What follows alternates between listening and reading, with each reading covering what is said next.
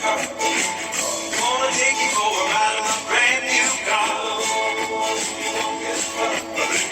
Gonna take you for a ride in my brand new car. You better hold on to the leather and tan, 'cause we're gonna take off like a thoroughbred. Gonna take you for a ride in my brand new car. Look at the stars on the silent night. The moon is full, so it's a perfect night. Give me a kiss and close the door, 'cause tonight is the night that we've been waiting for.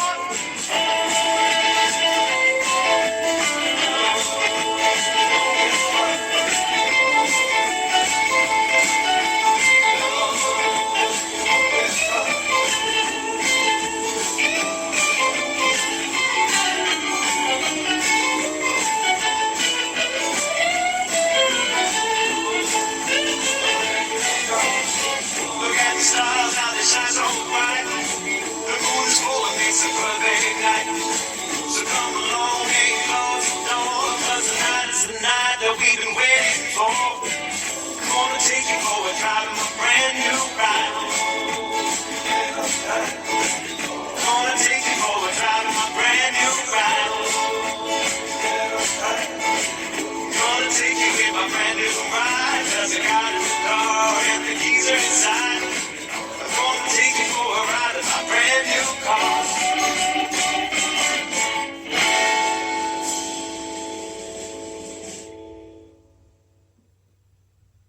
Meet the totally ninja raccoons.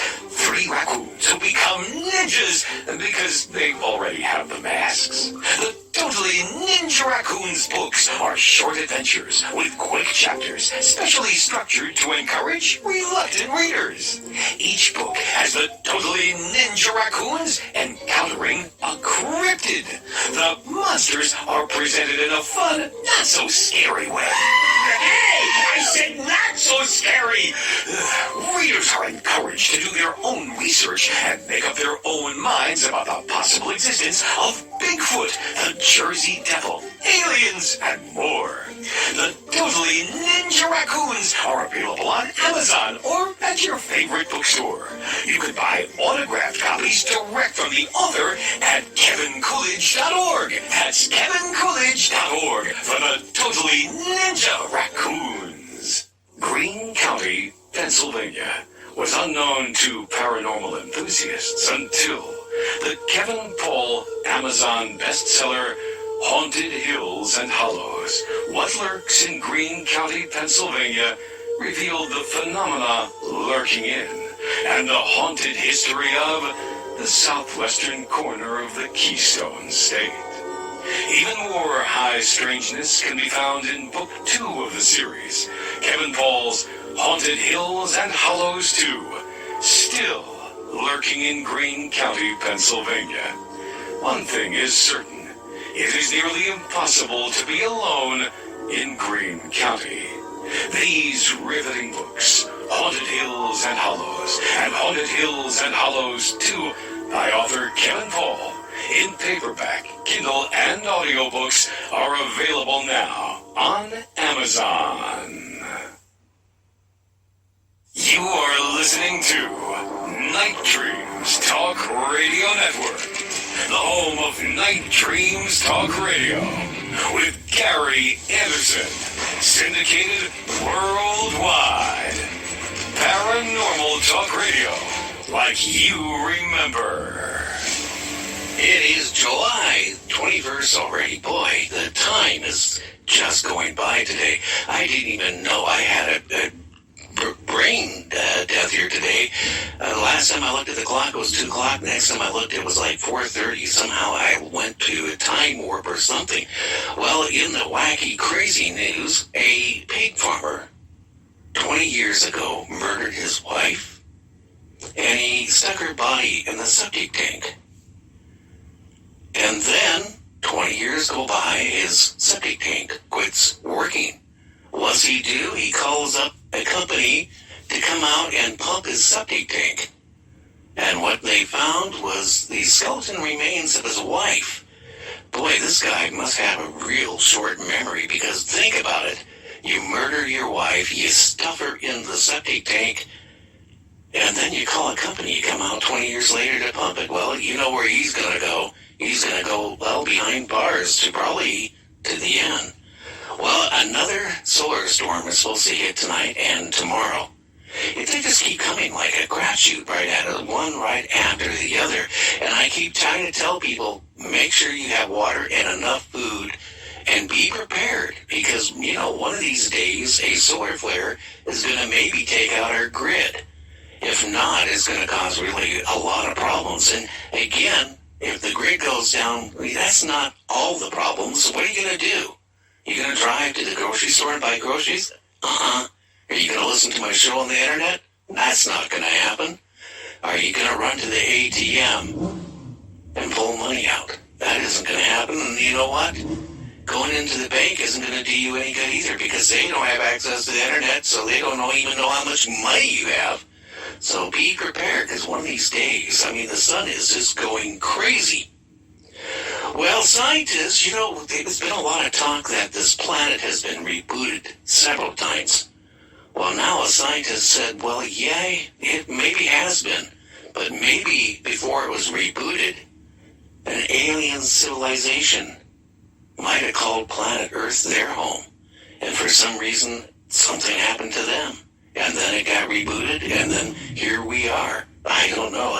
Everybody has all these theories, don't they? Well, another Bigfoot, it seems like there's a lot of Bigfoots here this time of year, was actually, a photograph was taken in Washington State, that's a coincidence, isn't it, by a trail cam. Now, I'm looking at the photograph, and I'll tell you something, if that is what a Bigfoot looks like, then that's my Aunt Bertha, because I don't believe a Bigfoot looks like this picture. And that is the problem, too. You can go and buy, you know, editing software and fake this stuff, and that is a lot of hoaxers going around. Well, you know, again, why do some people age and others seem to stay younger longer? You know, they figured, well, maybe it's the food they ate. Maybe it's the genes in their system. Why is it some people at 60 years old can barely get around and look 80? And then there's people at 80 and 90 still going out and riding horses, riding motorcycles, working in their gardens. Why? Well, now scientists said, you know what? It could be their blood. The chemistry in their blood starts changing in people around 50 years old. And that is your self-destruct system. And maybe for some reason these older people, you know, their blood maybe doesn't start changing to a later part of their life.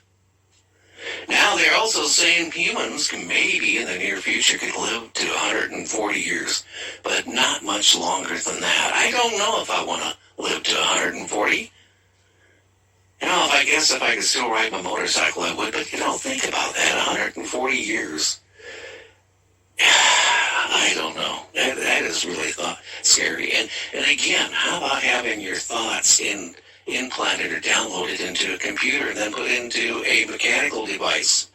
Would you want to go on for another 100 years or 200 years that way? How about the people who thought maybe having their whole body or their head frozen to be brought back to life in the future? Would you want to do that? And do you think technology is even at that point to do it?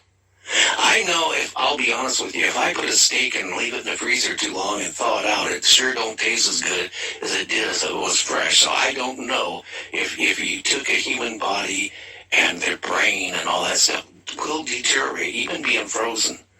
So that is kind of interesting too. Well, in Florida, yeah, it always seems like it's Florida or Montana or Idaho. A young couple, recently married, were in bed. Well, the husband was sleeping, so he claims. His wife started slapping him on the back and says, "I'm not in the mood, honey," and then turned the light on and woke him up. And he goes, "What's going on?" She goes, "Okay, you're not going to touch me down there tonight. I'm not in the mood." "Honey, I haven't touched you. I was sleeping." Well, it turned out they had a visitor in their bed. No, I'm not talking about the neighbor next door. We're talking about a 6-foot snake that somehow, got into that bed. I don't know about that one. That would be fantastic birth control, wouldn't it? Well, tonight we got a great show. We're going to talk about everything. Solar flares, what could happen if the grid goes down, the reactor, if in Japan, all this other stuff, and how long humans could survive without a grid system. That is scary. And, I'm going to be honest, I preach this all the time to you guys. You're not prepared. How many of you out there actually have enough food and water to carry you or your family for at least 30 days or longer? You know what I hear from a lot of people, they say, I got a week's worth of food. I got a freezer full of food. Well, that freezer, after 2 days, that food in there is going to be gone. You're going to have to throw it out. You're not going to be able to eat it. So what I keep trying to tell people, be prepared. Be prepared to go back to the dark ages, pretty much. Anyway, we'll be back after this break with our guests, so stay tuned. You're listening to Night Dreams Talk Radio. Come along on a unique journey of adventure and discovery.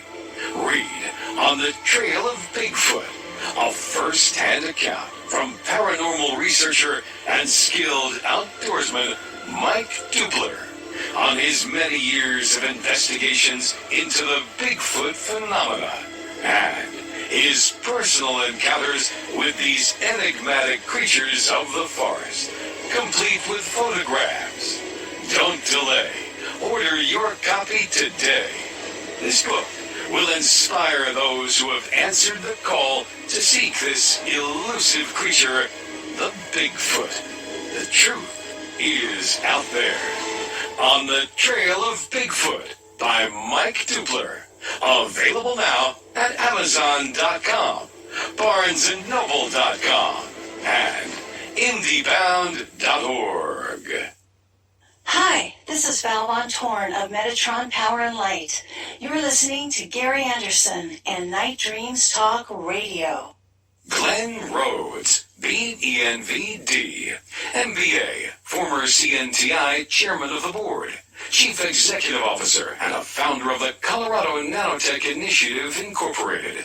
Glenn spent 30 years at Martin Marietta, Lockheed Martin, LMCO, Home Depot, Best Buy, Lowe's, Jefferson County Government, and state initiatives in various positions, including engineering planning, sales consulting, operations, administration, subcontract management, and with projects including the Instrumentation and Flight Safety System Program, IFSS, the Small Intercontinental Ballistic Missile Program, and the Peacekeeper Missile Program. Well, Glenn, welcome to the show, and boy, it sounds like everything from Home Depot to missiles to, the grid system, you've covered it all. And I am thrilled to be here. Well, I'm thrilled to have you on here. I got to ask you a question. We already found out a lot about you, but what got you into the subject and motivated you to go forward on this? Well, Gary, I was trained as an architect, and I acquired a degree in environmental design back in 1978 from the University of Colorado.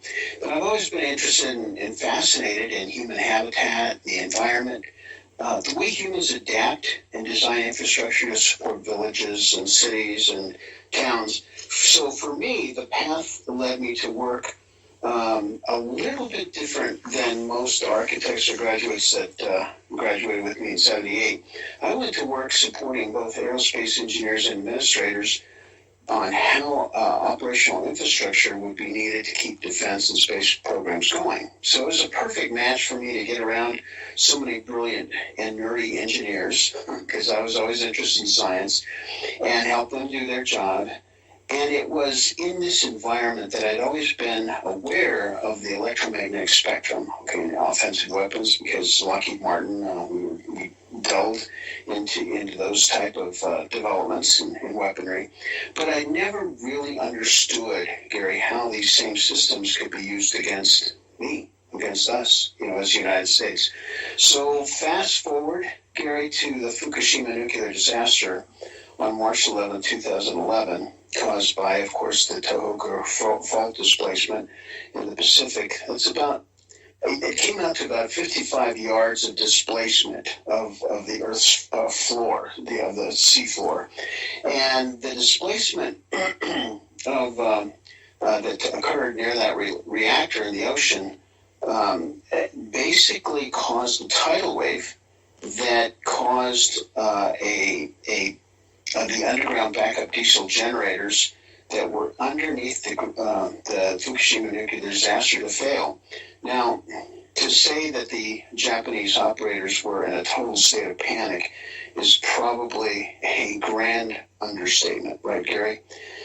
Because now they had no electrical power backup. In fact, they were pulling car batteries and truck batteries just to see if they could cause a glimpse of what was happening inside the reactor core. And then to make matters worse, obviously they needed to keep very important critical components functional because they were a critical part of that scramble of the automatic scramble safety measures that were put in place. But obviously with the complexities of the system and other things, it created a ripple domino effect, if you will, involving thermal heat, mechanical failures, atmospheric chemistry, which created radioactive explosions. So as I read this and I try to understand what had happened in the newspaper and on the media, it caused me to start losing some sleep because I couldn't understand. And I'm such a nerd, I knew that 120 million Americans live within 50 miles of a nuclear power plant. And I also knew that there was probably close to 66 sites where these Fukushima-style reactors were part of the American landscape, right? So I had, it was causing a lot of discomfort in my thinking about what is around me and what is around me that could potentially cause harm and death, right? So what I did is I talked to my wife, Karen, who's a nurse manager at one of the local hospitals here, and I said, Karen, I've got to talk to somebody about this. I don't know what's going on. I'm trying to understand this, but it seems so complex. And dummy me, Gary, I don't know if you know anything about nuclear reactors, but before I knew anything about them, I always thought a nuclear reactor would create its own power, right? So it's not dependent on anything, right? I mean, you just don't understand the complexities. So I Googled long duration power outage on the internet, and it led me to this guy by the name of Dr. Daniel Baker. Now, come to find out, Dr. Daniel Baker is a world-renowned space physicist and astrophysicist. And I called him out of the blue one day.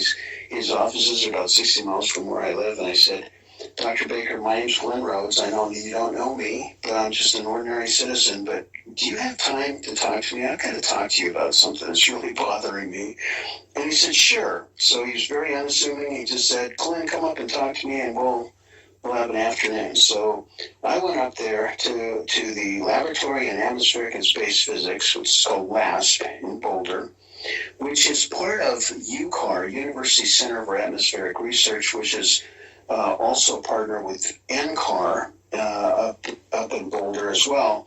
And UCAR makes a lot of instrumentations for NASA and other places. In fact, they just got an award just recently for a satellite to study the ionosphere, which is really kind of an interesting research project because, as you know, the ionosphere is where a lot of these space weather stuff kind of interact with the atmosphere. And it's really hard to have a satellite up there because it's so close to the Earth. It's pulling, the spacecraft down. So they're going to have a challenge on keeping that thing up there. But they want to study and understand what's going on in the ionosphere in relation to space weather. So he got me into his office and he started to explain that, when Nikola Tesla, Westinghouse, and Edison created the first grid, Edison actually created the first DC grid at a site in New York City. Then they switched to an alternating current grid. He started talking to me about how those guys really didn't have all the pieces to the puzzle to keep the grid safe at the time. They only had limited capabilities and limited knowledge of it, but they created this massive system called the electrical power grid, right? And so as he explained this to me, he said, Glenn, what's really kind of a challenge to us, though, is as we proceeded on in understanding science and how the grid was laid out, there was a fundamental truth that most people didn't know at the time. And, of course, we always know through Faraday's law and some other scientists that the movement of two magnetic fields creates an inductive current, okay? So, for example, if you had a string of one wire, and you looped it around like a hula hoop, and you put one end into a voltage meter, it's just testing voltages, right? And you put the other end on the other end of the voltage meter, and then you were to take a magnet and just shove that right through the middle of this hula hoop, you would see an inductive current that it would flicker. And in a lot of ways, that's kind of the principle of what happens with an inductive current when you talk about space weather, okay? So, for example, every once in a while, the sun will peel out a glob of magnetized plasma. And Gary, if you can kind of get a mental picture of this, when I go out and talk to people, I usually mention it in terms of a football field. So if you had let's say you had a beach ball, about a yellow beach ball that would represent the sun, and you put it on the 31-yard line, that's 93 feet away from the goal line. Then what you do is you take a little bitty dot and you put that on the goal line, that's the Earth. Okay, and then you put a little tinier little dot 3 inches away, and that's the moon. So what happens is 1 foot away, in other words, 1 foot closer to that 31-yard line, is Lagrange point 1. And at that point in time, or at that point in space, you can actually keep a satellite in constant orbit, and it parallels the Earth's orbit, and it doesn't go around the Earth. It just stays at that one stationary place, because that's where the sun's gravitational field and the Earth's are exactly the same. So it's pretty fascinating. So it's a good place to park yourself out there in space and observe the sun. So what happens is every once in a while, the sun will peel out this, what's called a plasma glob of magnetized gas, okay? And it'll pop off. And it comes from some of these sunspots, which were recorded back in 800 BC by the Chinese, and other people have seen these sunspots, but we didn't really understand exactly what was going on. In fact, a guy named William Herschel, who was a very early English astronomer, he thought that these sunspots were actually gaps in the sun, and the sun was actually surrounded by brilliant clouds. So every once in a while, where there's a gap, that's where you see the sun for the sun. He actually thought the sun was dark, and not only that, in the late 1700s, he believed that the sun was kind of like the Earth. It was a planet, and that there were people living there, which is kind of interesting. In fact, there was an argument about whether the sun created heat or not. Some people, including William Herschel, thought that the sun actually was cold. So that's why, Gary, when you climb a mountain, you get colder, right? Because you're closer to the sun. So their view of space physics and astrophysics was a little bit shrouded, and they didn't really know what was going on. In fact, William Herschel was the very first astronomer who conjectured that the sun was actually a star and that it was round. And it was kind of a joke back then, like, oh, you believe the sun is a star and it's round like a button. That's pretty funny, right? So I just want to explain that to you, that we're still understanding what the sun is about and space physics and stuff. And so we do know that every once in a while, in these active periods where there's a lot of sun and solar sunspot activity, which is usually about 30 degrees north or 30 degrees south latitude on the sun's surface, there tends to be some sunspots. And we're in sunspot cycle, or solar cycle 25, which is a very, very active solar cycle. So they come in waves of 11 years on, 11 years off, 11 years on, 11 years off, right? So, but what Dr. Dan Baker explained later was this, and this is critically important. What I'm about to say is something that not very many people know about, and because of that, I'm going to repeat it twice. A significant coronal mass ejection, also called a CME, like either the July CME of 2012 or the September CME of 1859, called the Carrington event, if that happened today, it could indirectly kill an estimated 4.5 billion people within just a couple of months.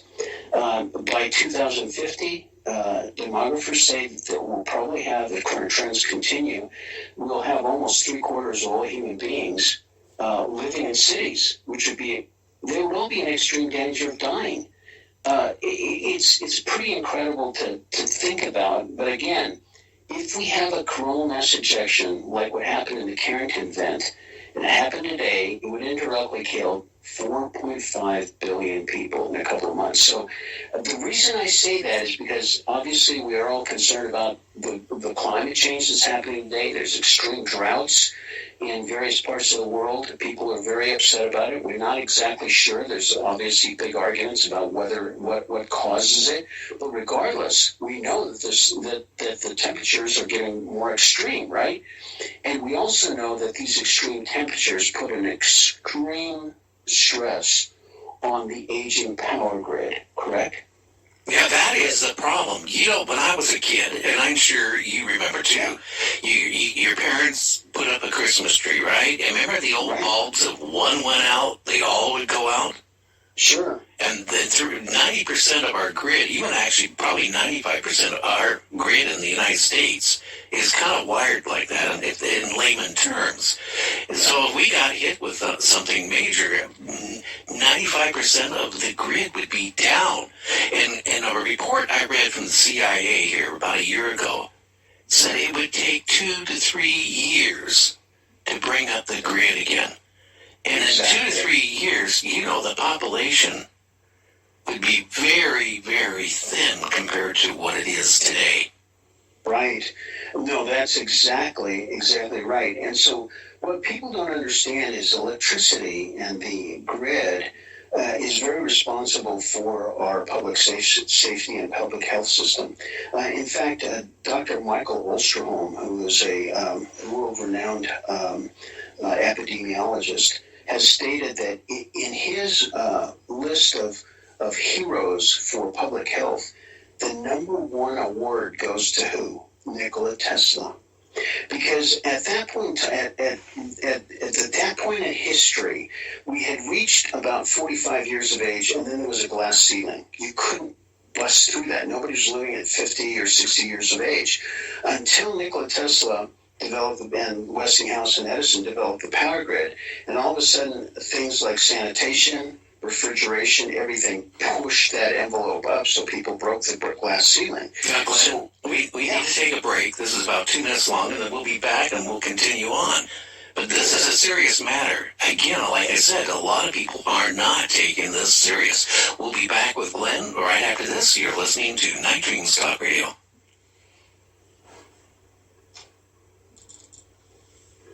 The Mount Blanco Fossil Museum. What a place. It has over 100 fossil trackways, mammoth skeletons, mastodon with living bacteria, 12-toed horse, giant giant donkey, crocodiles 40 feet long, salamander 12 feet long, wagon trains and limestone, the world's largest bison, blue fossils, black, white, red, purple, brown, yellow, gray, and clear, dinosaur soft tissue, Bigfoot, Mothman, Dogman, Chupacabra, elongated Peruvian skulls, UFOs, giant men, all here at the Mount Blanco Fossil Museum, 124 West Main Street, Crosbyton, Texas, 79322. Open 9 to 5, Monday through Friday. Online at www.mountblanco.com. Call 806-675-7777 or email us at mountblanco1@aol.com.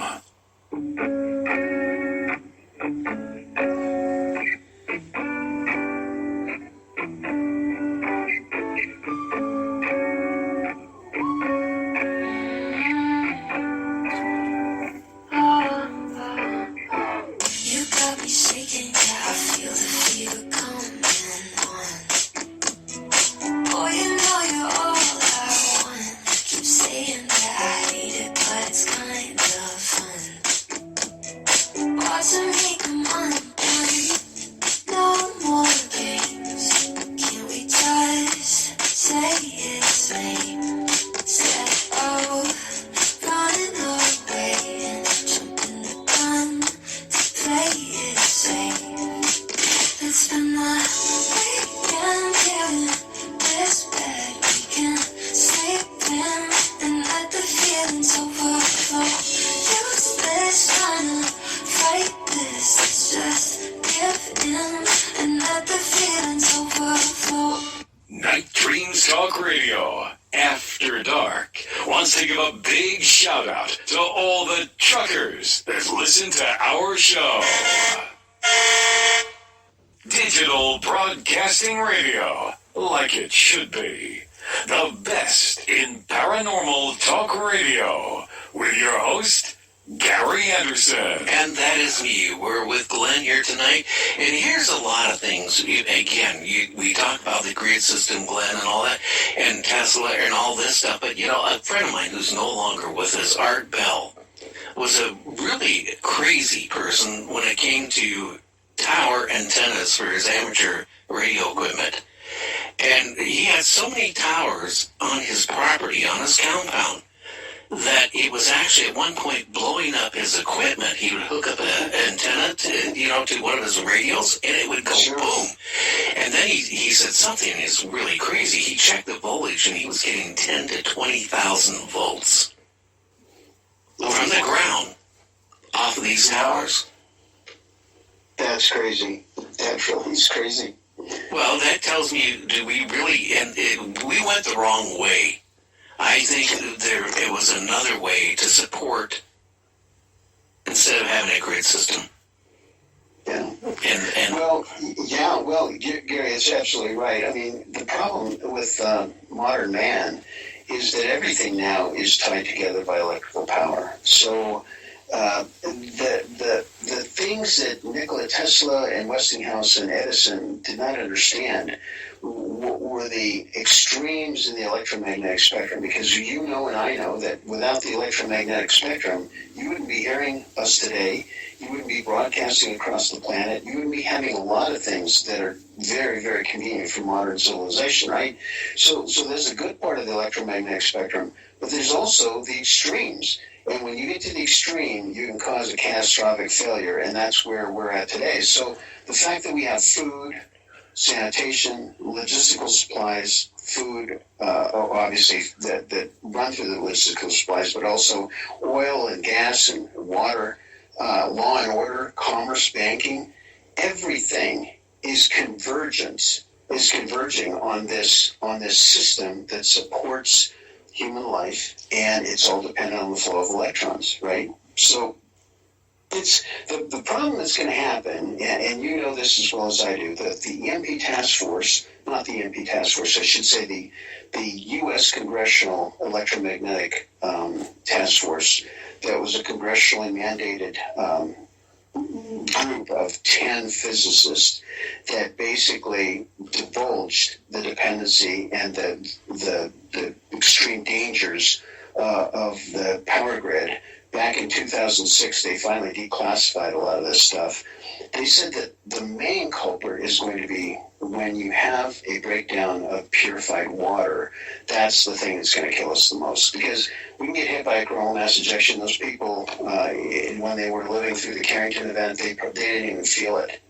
Unless they were, at a telegraph station that saw, some of the telegraph line burst in flames, they weren't aware of what had happened, because it just passes right through the human body. You don't have any awareness of it. But the indirect consequences of an electromagnetic pulse, when it destroys your water system, now you have to deal with COVID, or with diphtheria, typhoid, and cholera, which are going to come from non-purified water and the contaminated water that now you think that COVID-19 was bad. It will pale in comparison with what you're going to be dealing with in a post-apocalyptic. Well, yeah, but we're set up for a major problem right now. Like I said, the sun is going totally crazy. This cycle has been the hottest one in recorded history, and they don't know what the future of it's going to be. We had a direct hit here the other day. Thank God it wasn't an X-class, otherwise I wouldn't be talking to you right now, and I wouldn't want to be behind my computers if we got one like that, because I guarantee you I might not be in one piece. But here's the thing we also got going. Look what's happening to our water supplies in the West. Lake Mead is not going to be there pretty much longer, and they released satellite photos of water supplies. And it's scary. People don't realize what is going to happen if something major doesn't change in the next year. Because, as it is right now, farmers are not going to get water next year at this rate for their crops. What's that going to do? It's a lot of things. And what is going to happen when the population turns on their faucet and they don't get anything? Yeah, well, it's probably happened in the past, not to this extent, but you've had mass migrations of people, that millions of people have ended up, and many hundreds, thousands of those have ended up dying before you have mass migrations. But there's an element of the human population that says, hey, we're not going to take it anymore. We can't solve it technologically. We've got to relocate. We cannot be in possibly in the future in hot climates like Nevada, Las Vegas, Phoenix. They will have to be abandoned. How about California? You're forgetting that too. Yeah, but I think that the bottom line is the climate change issue, or the climate fluctuations and the extremes in climate. It will be a gradual thing, but it's going to be horrible. But again, we're not spending enough time and effort and money, certainly, to solve an immediate threat to the United States of America and or the entire urban population of planet Earth, right? When I found out about it, I went to the 100 Resilient City program with the Rockefeller Foundation, and I said, you guys are talking about all these other threats to urban populations. I said, you don't have anything on the power grid. That could destroy your city in 2 months. And they were completely oblivious to it. They just didn't understand that electromagnetism is one of the 4 most powerful forces in the universe. And we started studying certainly nanotechnology, which is strong and weak nuclear bonding, back in 2003. And I was there when that happened. But we just haven't bridged the gap into public awareness like people that are listening today. Where do I learn more information? One thing I'd like to do right now is plug our website, which is www.emptaskforce.us. And it's a small little token of a group of people. There's a group of organizations that are trying to raise awareness. There is the Foundation for Resilient Societies by a gentleman named Tom Popick, who's doing a great work. There's InfoGuard, which is in public sector partnership with the FBI. There's a group called the EIS Council, Abby Snore out of Los Angeles.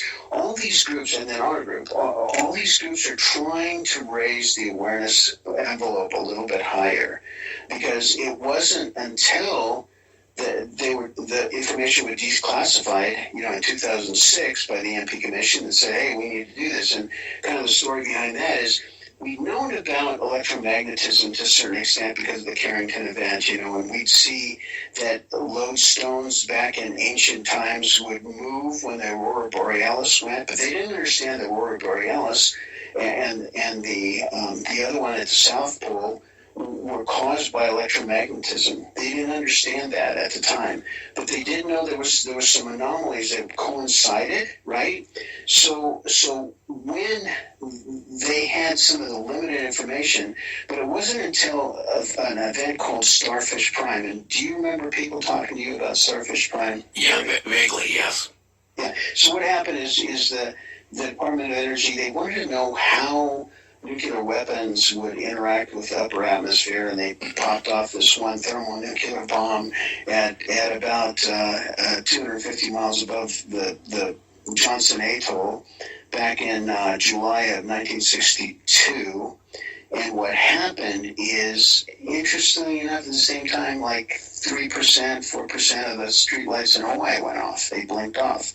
So they didn't understand what was going on until one of the scientists said, I know what happened. There was an ionization of the atmosphere. And it meant that when those gamma rays exploded at that altitude, it knocked off electrons of upper atmospheric gases. There's no oxygen up there, but there's certainly hydrogen, nitrogen, and other gases. And these electrons would spin off and they become ionized. So they're trying to partner with something that's negatively charged. And when they started scattering, they would go wrap once around a geomagnetic line, and they create a tiny little radio wave.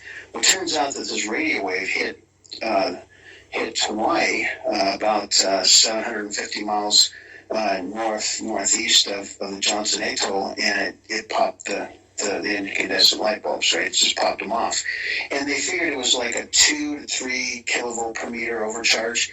And they thought, well, that's not that bad, so we can handle that. But then they started doing the math, and if it happens over CONUS, the continental United States, then you've got that same bomb going off that now produces a 20 kilovolt per meter overcharge. So now any of the electronic circuits that are out there could be fried. And the EMP Commission said probably most cars would survive if they don't have a charge on them, depending on the altitude. And there's so many complexities, depending on the altitude of the bomb, the design of the bomb, where it's exploded, the latitude, that has an effect on the bomb characteristics, all these things. The bottom line is they were a little bit shocked about what it could do. Well, I'm going to jump in here. Here's also what it could do, because let's face it, if China or Russia or whoever decides to detonate something over the United States of course, to take our grid system out, they're not going to just take our grid system out. It is going to take your car has a computer in it. All cars now have computers in them, have for years. Trucking, all their trucks have computers. Your computer and your cell phone, the internet. People don't realize that we got hit with a big enough whatever. Every 30 miles from here to Europe, there's a transducer that takes the signal and boosts it up. They would all go. So the internet between the United States and Europe would be gone. Everything we know in life would be gone. And here's where I'll let you get back to what you're saying, but I've been preaching this for years. People don't realize how bad this is going to be if it does happen. What I am frustrated, and I have wrote letters to my congressmen and senators for the last 20 years about this, is that they can spend money for military, they can spend for bombs and coming up with new this and new that, and give money away for other countries that are in war. That money, and build a wall. And now some people are going to be mad because I mentioned the wall. That money could have been put into our grid system, and if we got hit with an X-class flare, you would still have your lights on. And that's what I'm frustrated. No, that's really true. In fact, the Government Accounting Office did a report card on DHS saying, hey, how are we doing in terms of trying to mitigate this problem? And they got a very poor ratings, obviously, because we're like a bunch of big Keystone Cops. Unfortunately, the government is big enough that they're trying to solve all these problems, but they're not coordinating with each other. And that was the main criticism with the GAO on the Department of Homeland Security is that, guys, you've got to stop. We've got people in the trenches at DHS that know what the problem is. They know what to do. They're very aware of it. But once you going up the ladder, okay, of bureaucracy, then it doesn't become a matter of finding out what the solutions are as much as protecting your budgets, right? So you're not going to have space weather people by definition talk to a lot of generals, even though it's the same electromagnetic spectrum that they're dealing with, because space weather people, they want to get satellites that predict solar weather, right? And terrestrial weather and geomagnetic storms and ground-induced currents. The military are off on a different tangent. So nobody is getting together and pulling everybody together. And you're right, it is. For that frustration, it's really, really bad. So one of the things that Dr. Daniel Baker told me as I was leaving his office that one day is that, Glenn, let me tell you one thing. When you go out and help us with the cause to try to raise public awareness on this issue, I'm going to tell you that you're going to attract a lot of preppers because by definition, they're going to want to know what to do, right?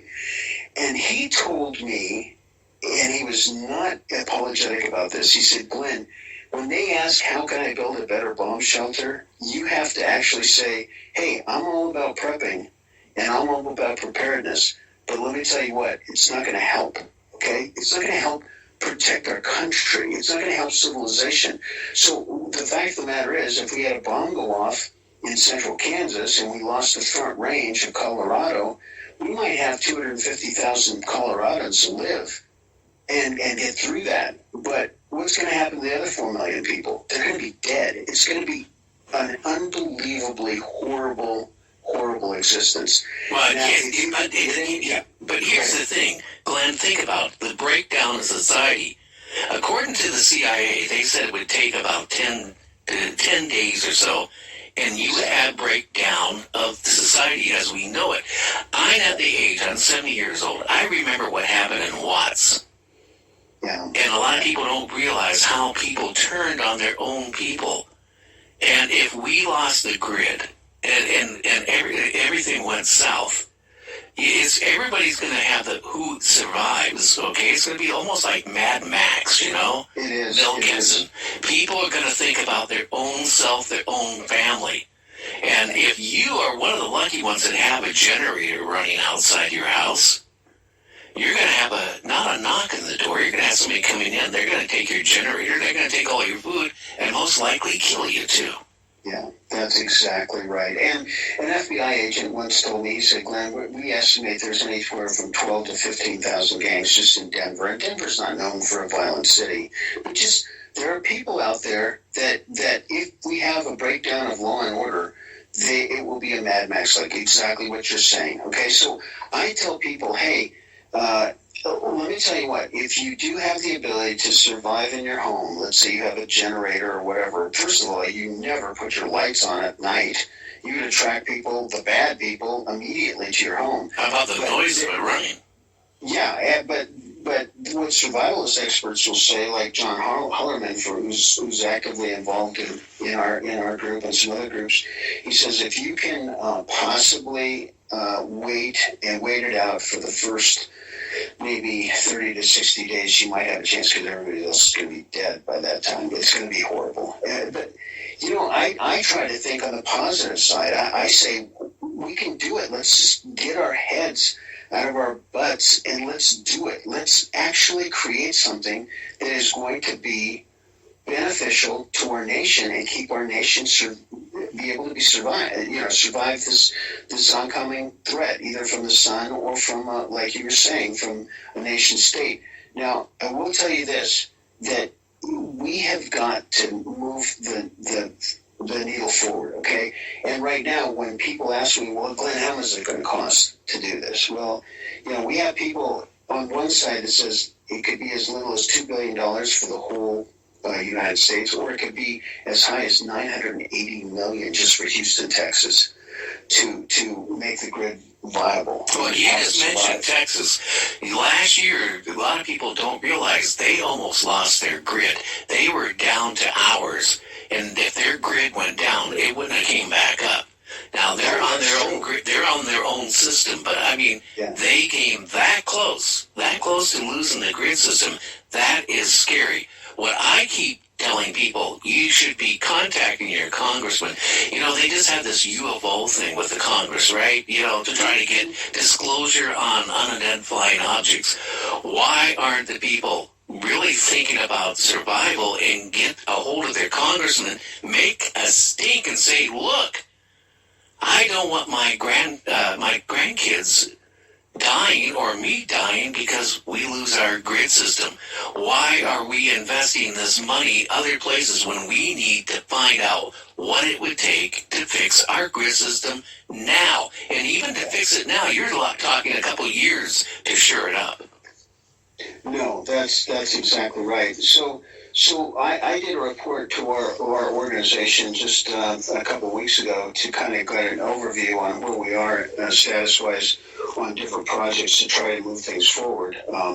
Actually, if people will write me through my web address, and you'll see a link on my page, again, emptaskforce.us, I will send them a paper that was just produced by a joint task force. The Air Force was doing it with their community and military and some utilities down in Texas to actually address that issue. So if they write me a letter, I'll send you this free document. It's 43 pages long. It doesn't have solutions per se, but it has public awareness. So if you can get that document, send it off to your local representative and say, hey, we need to fix this thing, okay? But I will tell you, there's 3 projects that we currently have, and they're all done by different people, right? So Dr. Peter Pry, who's my boss, who's former chief of staff of the EMP Congressional Commission, and just a brilliant guy. He's former weapons of mass destruction expert with the CIA for 15 years, and he was the one that was hired by Congress to actually hire these 10 physicists to do this EM Commission study. He told me that we have got to probably have success at the local level, because he says Washington's broken. There's too many different political complexities, and everybody's against each other. And he really believes that if we can have a local success story, it would be our best shot. So there's three projects that are out there. There's the Ambassador Hank Cooper, who was a former Strategic Defense Initiative Director under Ronald Reagan. He's working on a project called the Lake Wiley Project with Duke Energy. They're trying to get something done there. And it's a combination of hydro and nuclear energy security. There's the Joint Base, or the Joint Defense Task Force in San Antonio, which just produced this report. And then there's what we call here in Colorado the Rangeley, Colorado Cogency Project. So out of all those 4 projects, Cogency is the only one that got Senator John Hickenlooper from Colorado actually gave the town of Rangeley $5 million to actually create a microgrid that is hardened for EMP threats. Now, they haven't started designing it yet. But the idea was that if we can get some microgrids hardened that would be apart from the grid, that would be one solution.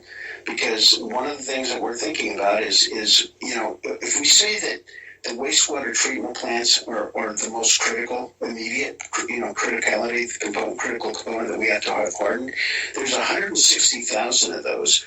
But of the 160,000, get this, 410 produce over 90% of the urban population's water.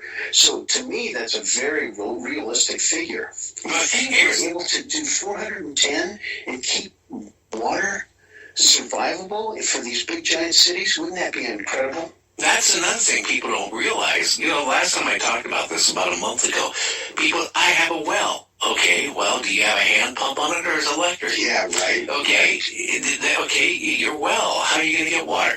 Are you going to turn on the tap in your house? Is the city or your county, or if you have a share well, are you going to have water? You're not going to have water. That is going to be the main killer right there. You can live 3 weeks without food. You can only live about 3 days without water. And the other thing that exacerbates that situation, Gary, is that if we have a failure of the municipal water pumps, not everybody's at the top of the hill, Gary. So what's going to happen is you're going to have, and a lot of places do not have backflow preventers, okay? So what you're going to have within the first few hours is if you're not living in the tallest part of your drainage system, you're going to have your neighbor's sewage flow in through your main drain ducts, and you'll have about 2 to 3 inches of raw sewage in your basement. And a lot of people keep their foodstuffs down there. Now, I tell people right off the bat, one of the very first things I tell people when I do presentations, and I said, listen, at least see if you can keep your house protected. So go down and get they're called what are they called? They're these little things. They look like an Oreo cookie with a wing nut on the top, and you have to fit it to your drain. Okay. And what you would do in the first hours, if you knew an EMP went off, because you're going to prevent that backflow situation, is you're going to plug up your drains to keep the water sewage not from contaminating your house. And I can tell you, I'm on a septic system. When I bought this house here 24 years ago, the septic backed up. And we were gone for like the weekend. We come home, and I tell you what, I have a bathroom in my bedroom. We got a couple bathrooms in the house. I tell you what, it took days to, clean it up. And then we had to literally tear the flooring out and put new flooring in because that's how bad it was. Could you imagine when this would happen? Your house is going to be contaminated, and you know what? It's going to bring diseases. No, that's exactly true, and it's really sad. So there are some practical things that you can help mitigate it, but again, we have to solve this from a systemic community view. We gotta have a regional board. Now, it's interesting. I was on the radio talking about the Texas power grid situation, and the host gave me a piece of paper and said, "Hey, did you see this latest legislation that was done by our local power company here in Colorado?" And I go, "No, I haven't seen it." She goes, "Well, we're going to commercial break. Why don't you look at it?" I looked at it, and it was the solution, supposedly, in quotes, to the Texas power grid almost failure, right? So I said, well, this is interesting. What they're saying is that we need to create an RTO, which is a regional transmission organization. Okay, so what that means is that if we get in a RTO, we'll be able to sell and buy surplus energy from other power grids. So Texas, as you know, was criticized because they said, oh, if you would have been on a bigger power grid, we could have supplied you with more energy. But on the contrary, you could argue that if the Texas grid would have failed, it would have cascaded into other regions, right? So there's a reverse logic to that. So anyway, this legislator said, I would like you to testify because I heard you on the radio. And so I went down there and I said, listen, guys, the whole idea of buying and selling surplus energy is good. I guess I'm for that. But you're not addressing the problems. You're not addressing the relay switches, the complexities of the SCADA devices that would be impacted by an EMP pulse. Okay? You're not addressing a lot of these things. And, quite frankly, there's a lot of people that I have to deal with in my talks and stuff that says, hey, can I just buy a surge protector and protect me from an EMP thing for my house? And I go, why would you do that? When I was on George Nuri's program the other time, this person called up and said, hey, this surge protector will help guard against all the stuff in your house. And George Nuri interrupted and he said, well, what's it going to do to the community? If you have a toaster or a television or a refrigerator working in your house, that's one thing, and that's good. But you're still going to have, you're still not going to have power from the bulk power system, the legacy system. Yeah, but again, if you have the grid go down, or we had a flare, a surge protector is not going to solve the problem. No, it's a not. capacitor, and hopefully the capacitor blows before your device goes. That's the hope. Yeah. I believe me, I've been in electronics long enough to know that I have had lightning happen, a lot of strange things. Surge protectors, battery backups didn't do their job in time. Think about that. We need to go on a break. This is about 4.5 minutes long. We'll be back with Glenn. We're going to talk more, but think about this, what happened in Japan. The radiated area all around the reactor for miles, where businesses just had to move out, people on farms and all this stuff. The land is contaminated. Now, again, all across the United States, we have reactors here in Washington State. A lot of states have reactors. What is going to happen if we have some type of, flare or a detonation of a nuclear device above the United States? It's more in depth than what we're talking about. It's scary. We'll be back with our guest Glenn here in a minute. You're listening to Night Dreams Talk Radio. Check out our website at www.nightdreamstalkradio.com. Think I've been here before. I know that I must have met you in a past life. Got my heart on the floor. Go slow. Keep me falling for you all night. Tell me now, you're the one I've been dreaming about. For my whole life, had you on my mind.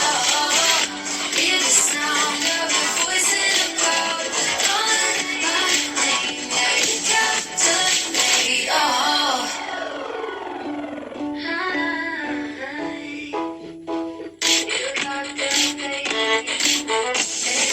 Calling me in a dream of love.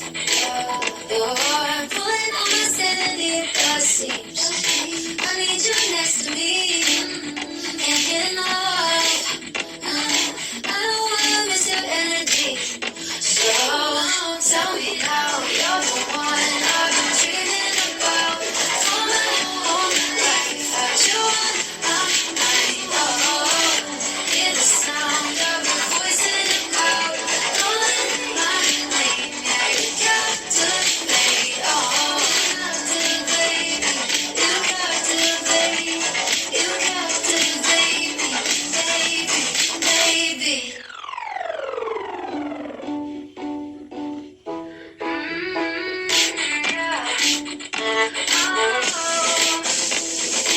Ooh, it's almost too much to take. Baby, you captivate me. Ooh, with you's where I wanna stay. Baby, you captivate me. Tell me how you're the one I've been dreaming about. For my whole life, had you on my mind. Hear the sound of your voice in the crowd, calling my name. Yeah, you captivate. Shake, shake, rock and roll, shake, shake, rock and roll, shake, shake, rock and roll, shake, shake, rock and roll. Everybody on the dance floor, dance to the rock and roll. Now I know a girl sweet as can be. She likes to rock and roll with me. She says to the left, shakes to the right. She tells me that we're alright. She said, Is your mind really a time machine? Can you change your past, erasing your past mistakes? Can you visit parallel future realities, drawing your goals to you like magic? At Harvard University, brain imaging techniques prove the human brain is a time machine. Astrophysicist Michio Kaku says thinking is really time traveling. A book called Mind, Time, and Power by Anthony Hamilton is loaded with amazing new insights and jam-packed with thought exercises to build your brain like an athlete builds his biceps. It's the new psychology for the 21st century. Get and read Mind, Time, and Power by Anthony Hamilton. Available on Amazon or at mindtimeandpower.com. I occasionally think how quickly our differences worldwide would vanish if we were facing an alien threat from outside this world. And yet I ask you, is not an alien force already among us? Night Dreams brings on the night worldwide. Did you know you can find us on your favorite app? And now you can watch us live on YouTube. Make sure you subscribe to our channel and give us a thumbs up. And now, here's Gary. And here I am. Well, on chat, somebody said, would a grounding rod protect their house against a solar flare? No, it's not going to do that. It'll keep your house probably from burning down. And believe me, if we got hit with a major solar flare, think about this. How many houses are going to catch on fire and burn down? So we're going to have major fires. But no, that isn't going to protect you against, the grid. What you need, if you want to protect your electronics, and that, if you don't have no electricity, what good is your electronics? A Faraday cage. That would be the only thing that would shield your electronics.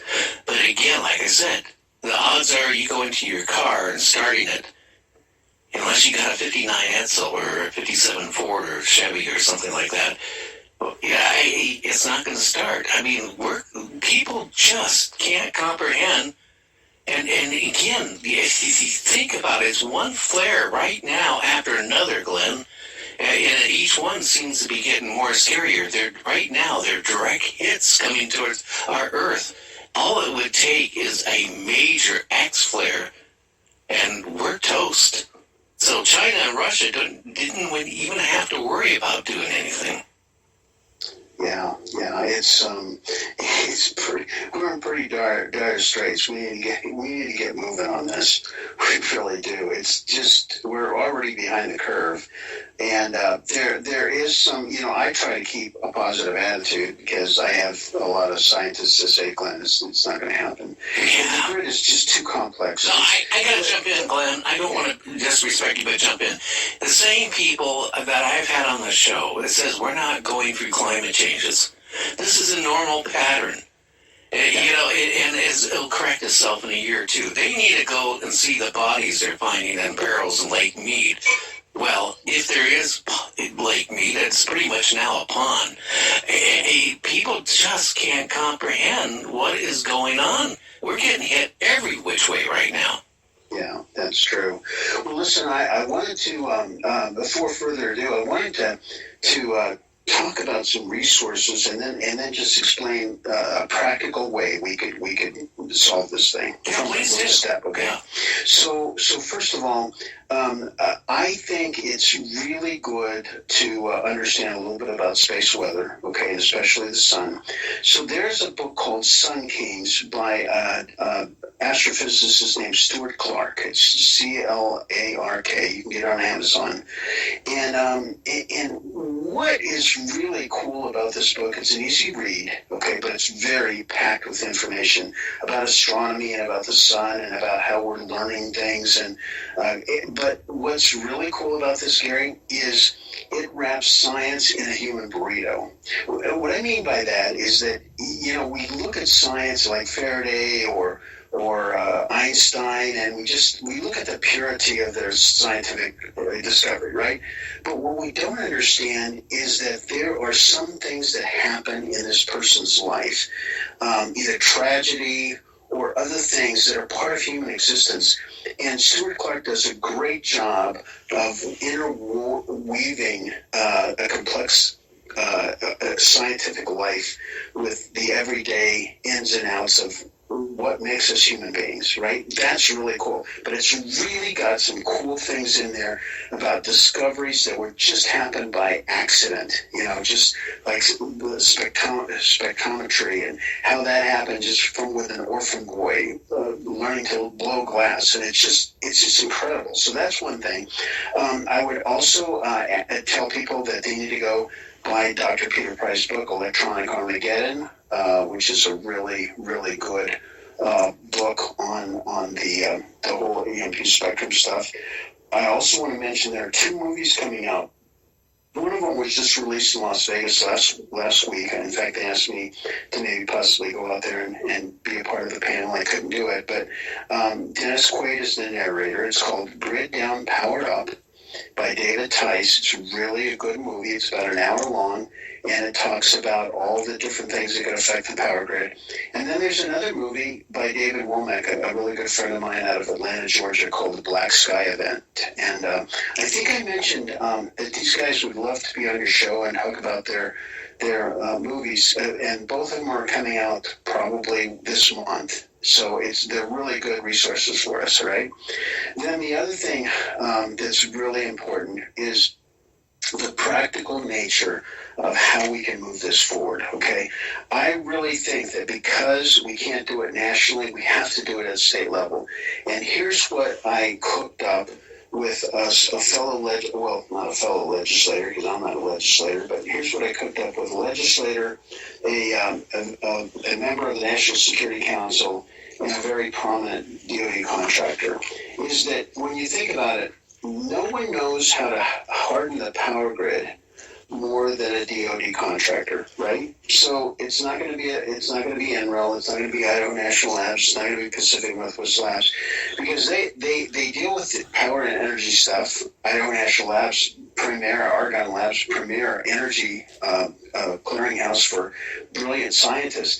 But the actual brass tacks of how to do it lies in just a couple of 3 very, very competent defense contractors. And why? Because they've been doing it for years. They've done it at military bases throughout the planet, the U.S. military bases in Thule, Alaska, Thule, Greenland, and other places. So they have an extreme amount of experience in doing this, okay? So when I talked to the National Security Advisor and this defense contractor, we actually briefed our Colorado governor. I said, Governor, we need to do this. This is really important. And at first he was on board, but then he kind of went south. He sat on it, and it wasn't until a week before the legislative session was ending that he said, let's try it. And it was too late. We couldn't get the stakeholders involved.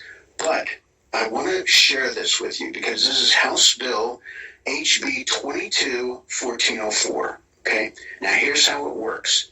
So we know that we're grasping at straws when the legislators are telling us how much it's going to cost, right? Nobody really knows. So what we decided to do is let's do it a different way. If we could get one state to actually emulate this bill, okay, we would actually have a request for proposal that we've already done. It's probably anywhere from $2 to $3 million worth of work, right?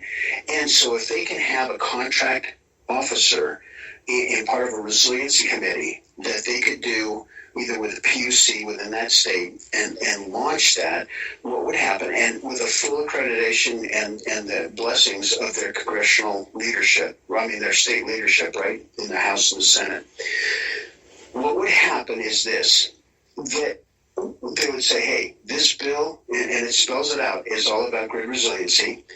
They would take that one contract officer, he would take that RFJ or RFP and send it out to bid. So there would be 3 or 4 defense contractors that would actually bid on this contract to harden the state's grid, whether it be in Texas, Oklahoma, Montana, anywhere, right? Or Washington. And so what would happen is, here's the tall pole. Here's the thing that we don't know. First of all, we know that we have hardened components that are already tested to EMP, and they've been tested over and over again. That's why the member of the National Security Council that I talked to said, Glenn, don't reinvent the wheel. Don't go out and try to get things and start testing them and all this other crap. He said, the stuff already exists in military warehouses. It's just a matter of porting them into the civilian grid, okay? So the idea would be that we would have this thing blessed by the legislature. Now, here's the other tall pole. The power companies have got to play with us, and that's a big if. And we don't want to force them into this because they've got other problems, right? But part of what we would get for funding this study, and it would be more than a study, it'd be more like an engineering analysis, would be some compensation for them to bring in their best and brightest, to keep the stuff secret, okay? And it would be a partnership between a proven defense contractor, whoever wins the bid, and the electric utility to make it happen. That's the key to this thing. The other thing that's really kind of a great feature characteristic of this is because when we've gone out and said, hey, let's test it to this amount, or let's test it to this standard, or whatever, we're broadcasting what the test features are for this particular portion of the grid. We don't want to do that. We don't want to tell the enemy what it's tested to, right? So if we have a defense contractor working with security people with the electrical power grid, they would keep that under wraps, and we would make sure that the security is protected, right? So then after it passes the Senate and the House in a state in the Union, what would happen is we would ask for a small piece of change. We think it would probably take between $10 and $15 million to do a 2-year critical analysis of that state's electrical power grid. Now think about $15 billion. That's a drop in the bucket. But here's the thing. We are now going into hyperinflation. A lot of people don't. They don't realize what we're going to be going in. We're in a recession, regardless what you can think about. Right. States right now are complaining they don't have enough money as it is. Right. Some states are laying off employees, and they're going to sit there and say, well, you know what? We haven't had to worry about this problem yet. We'll just wait till it happens. Yeah, that's true. I mean, you're going to get that argument, but I'm thinking it's a small price to pay for some state to be courageous enough to push the noodle forward, right? Because here's what's going to happen. Do you know that with that $15 million, after a 2-year critical analysis of knowing what's got to be ported into that grid, we can now go back to the state and actually have a figure that will help the United States as a whole? Because everything up to now has been guessed. The numbers have been guessed at, estimated, and it's not real, it's not practical. You're never going to move it forward. And let's be honest here, too, and I apologize for interrupting. The longer we procrastinate, and we've been procrastinating for years on this, the more money it's going to cost. The government and the states need to put priority together and come together on this, because they have to really look at it as a real threat. Again, satellites are dropping out of the atmosphere right and left because they're not hardened from these flares.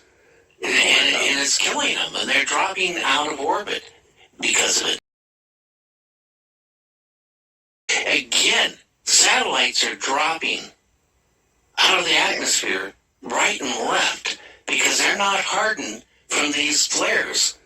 And it's killing them, and they're dropping out of orbit because of it. And again, you can send a whole bunch more satellites up but they're going to keep dropping. We need to fix the problem.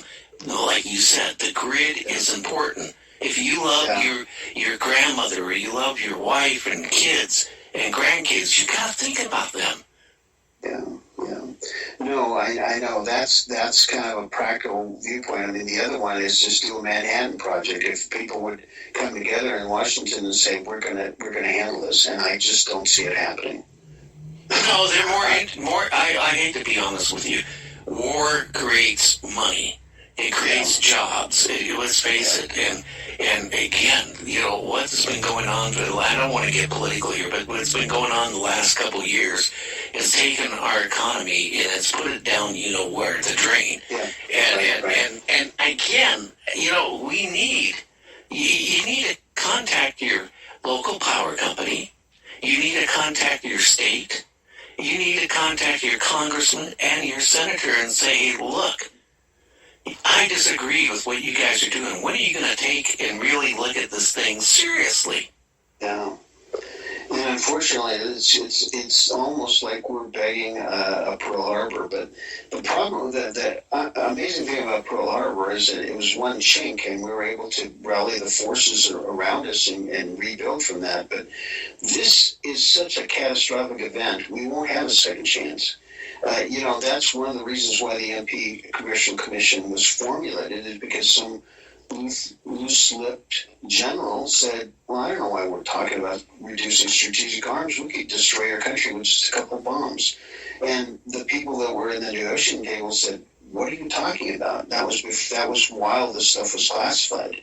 And then he just said, we just EMP it to death, and we wouldn't have to raise a finger, because once societal collapse happens, we would just wait a year and a half, and then clean up. Now, I don't think it's going to be any particular nation cleaning us up, because what's going to happen is if the United States fails, my personal opinion, the second and third in line will probably eat each other to try to figure out who's going to be on top, and the whole thing's going to collapse. Well, yeah. That's just my opinion. Well, again, 3 years ago or 4 years ago, China said, it was a heated debate between the United States and China one time, and they actually said, we don't have to send a whole bunch of nukes into the United States. We can just send one and take your whole grid system down.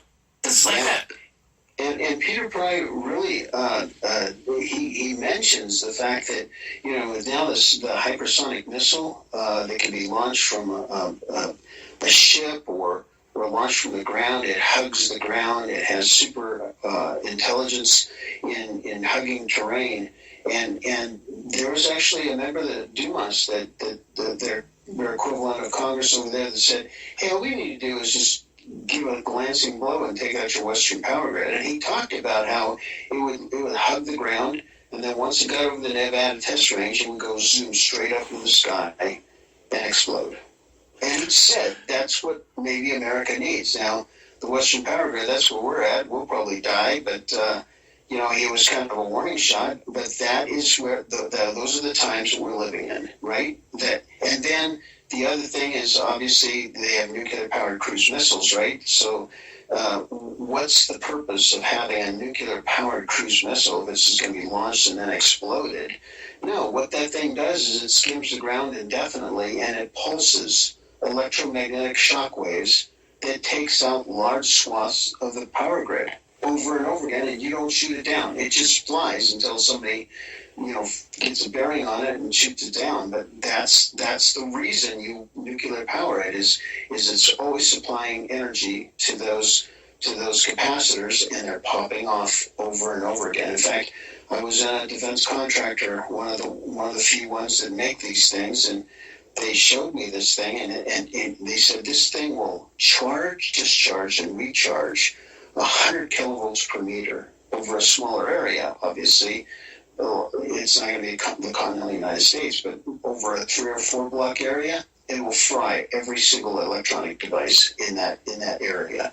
And I go, wow, that just proves to me, I thought, when I was looking at it, I thought, that just proves to me what's going to happen. And he goes, what? And I go, it won't be a nation state that does this first. It's going to be some doggone robber that wants to rob a jewelry store or something that makes one of these things in his kitchen and then explodes it. And it's already been done before. It's been under wraps. Nobody wants to do copycats. But we got to wake up, people. These are just around the corner.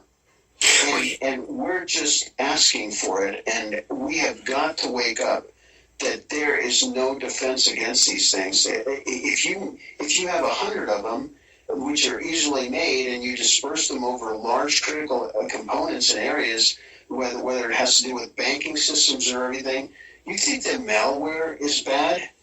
But when now you've destroyed not only your software, but you've destroyed all your millions of billions of dollars worth of computer systems that are right there sitting ducks. So how about the financial system would totally collapse? Oh, Wall Street would be gone, your Federal Reserve would be gone, and money as we know it is all numbers.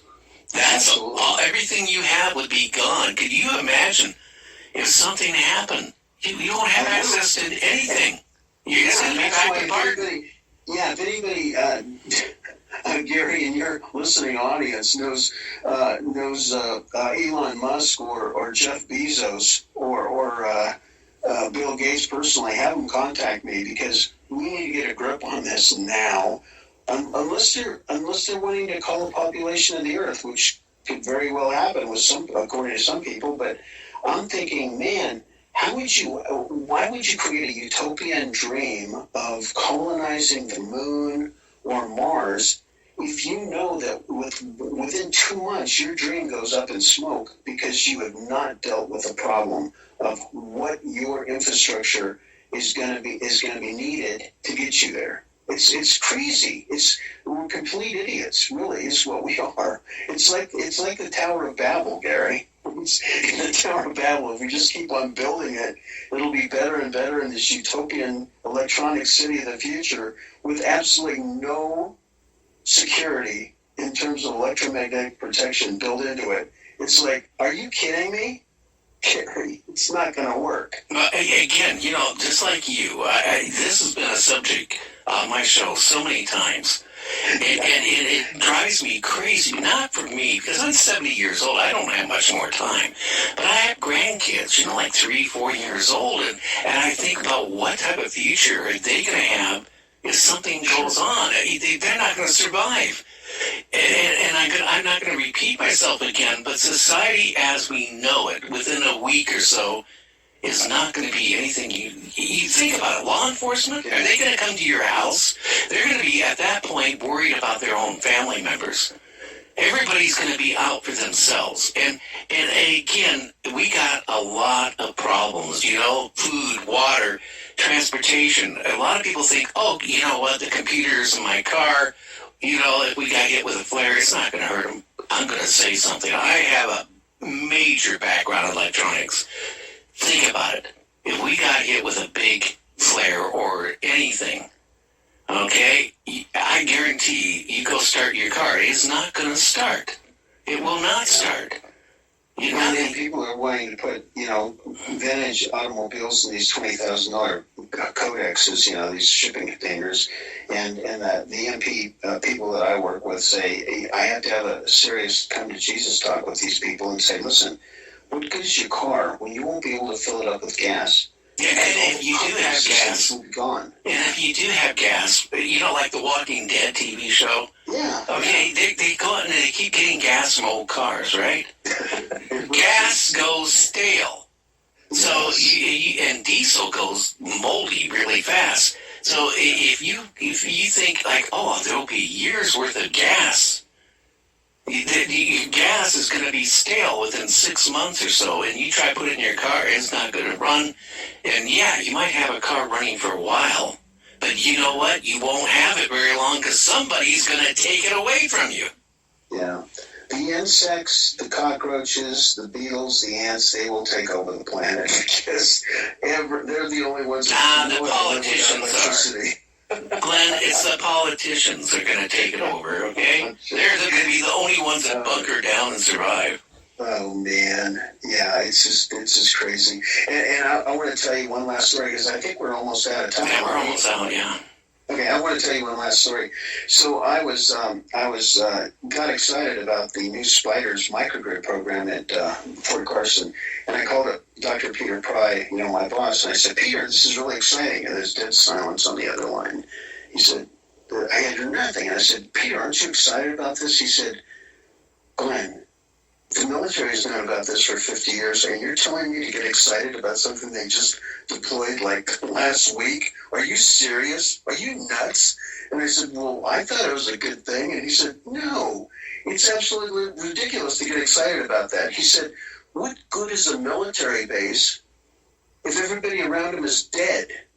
And I go, well, yeah, I guess that's a good point. Of course it's a good point. So I have a slide in my presentation, one of the many, that has Air Force One on one side, on the slide, saving, 88 people are saved because they have a electromagnetic protected Air Force One, right? And then on the other side, I've got a commercial airliner, and the fact that in an EMP pulse, 88 people will survive, but any one person of the 650 estimated 1,000 people that are flying above the country at any one moment, they're all going to drop like a rock. Now, what's more important? Where are you putting your value? Just like you're saying, the politicians in the bunkers will survive. Well, I wish them well because it's going to be a hell of a time trying to live through the absolute worst thing you could possibly imagine. Well, I So got to said, jump in again. We got to fix it. These politicians and the filthy rich people, okay? I have videos of some of these bunkers, okay? They got theaters, they got restaurants, they got stores, and they got department stores, and like life will continue on. They're living in a la-la land. It's really crazy. We need to get you on for part B, part 2. Okay. Again, That's fine, Gary. I really appreciate being on. I think this is important for the country. well, give us, again, your website, and also they can go on to our website at nightdreams.radio.com, and they can also link onto your website, but go ahead and give them your website. Yeah. It's www.emp, that stands for electromagnetic pulse, emptaskforce.us. And if you look at the board of governing advisors, you'll see my name, Glenn Rhodes. You can click on that, send me an email. I'll send you a couple of things for free. And then also, we're looking for more volunteers. We don't have state directors in some of the states. I think we have state directors in 22 different states. But we need to cover the entire U.S., and we need to be vigilant at trying to create some really diehard volunteers. And we don't have any money, but we have the thing that's more important than that, and that is passion and the wantingness and the desire to save our fellow man and our country. God bless America. And we need to do it now, because what's going on, and we again, if we wait too much longer, we got too many things in the fire right now. Well, Glenn, again, everybody check out his website. I do appreciate you coming on. I'll have my producer get a hold on you, and then you can also give him the information on the other 2 people with the movies and all that stuff. Okay. I hope you enjoyed being on. We're a little bit different than Coast to Coast or some of the other shows. We kind of do it old school here. Yeah, that's great. I appreciated the format, and God bless you, and keep up your good work. Okay, my friend, you have a good weekend that's coming up. Okay, Bye. you take care. Well, anyway, tomorrow I'm taking off, because right now in my studio it's 88 degrees, and that is climbing. Tomorrow our temperature here where we're at is going to be in the 90s, which means it's going to be over 100 degrees in my studio.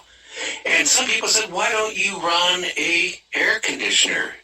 Well, unfortunately, it's 13 computers running in here, a whole bunch of electronics, and there's no way I can have air conditioning in here other than you'd hear that air conditioner, not me. So, tomorrow we're going to be, taking it off. But I will be on Saturday, and it's going to be paranormal. It's going to be kind of the scary paranormal, the macabre, and all that stuff. And that'll be every Saturday for 1 hour, called Night Dreams, not Night Dreams Talk Radio. I'm the host. Everybody have a good one. I'm going to go out and get in my car right now, and I'm going to have a fun ride in it. So everybody, you have a good one, and we'll catch you on the other side. Gonna take you for a ride in my brand new car. Gonna take you for a ride in my brand new car. Gonna show you how the shifter feels, 'cause tonight is the night that will make me feel. Gonna take you for a ride in my brand new car. Gonna take you for a ride in my brand new car. Gonna take you for a ride.